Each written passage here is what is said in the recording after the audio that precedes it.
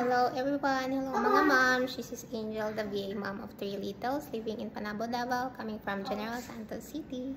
But now I'm in General Santos City. Okay, madaming nagtatanong actually sa akin, paano ka nag-start mag-VA? Paano ka nagka-idea na maging VA?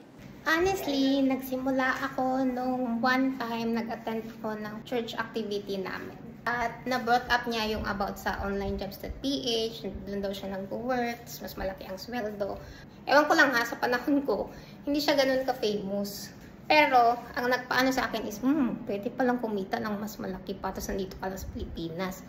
Tapos syempre, interested din ako nun. Kahit na single pala ako nun, wala naman masyadong pagagastusan.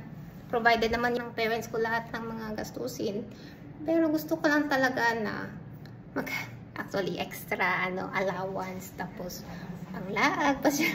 So ayun, dahil nakarinig ako noon, so napag-isipan ko na sige, i-try ko nga. So sabi niya sa onlinejobs.ph daw ako magta-try. So yun, hindi lang yun ang isa sa mga nag-udyok sa akin. At mas lalo ko siya na-realize yung benefits niya for me ngayon na nagkaanak ako. Kasi nga, work from home lang.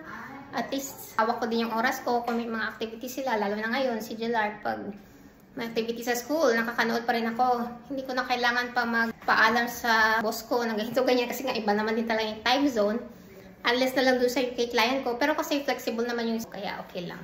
Nakakapag-breastfeed pa ako while nasa work. Hindi katulad ng physical work tayo na hindi pwede na may bata. Siyempre, unless na lang noon yung nagtatrabaho ako sa family business.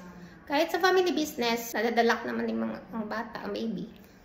Pero in terms of virtual assistant, syempre, mas malaki ang sweldo. Tapos, kahit nandyan mga bata, tapos nandyan ka lang sa bahay, hindi traffic, hindi na kailangan maggastos sa pamasahe, ganun ba? Yung mga ganun na mga benefits. Actually, dahil sa isang friend, naisipan ko or nalaman ko about that. Naging curious ako, so I started researching. Hindi madali sa simula, maraming rejections talaga, maraming aral. Pero over time, natutunan ko yung skills and doon nagsimula lahat. So if you're curious about being a virtual assistant, don't wait to feel ready. Start exploring, practice ka ng skills mo, and apply. Kasi kung hindi ko sinubukan noon, hindi ko malalaman na pwede pala talaga. So again, meron pa akong digital VA starter kit, link in description.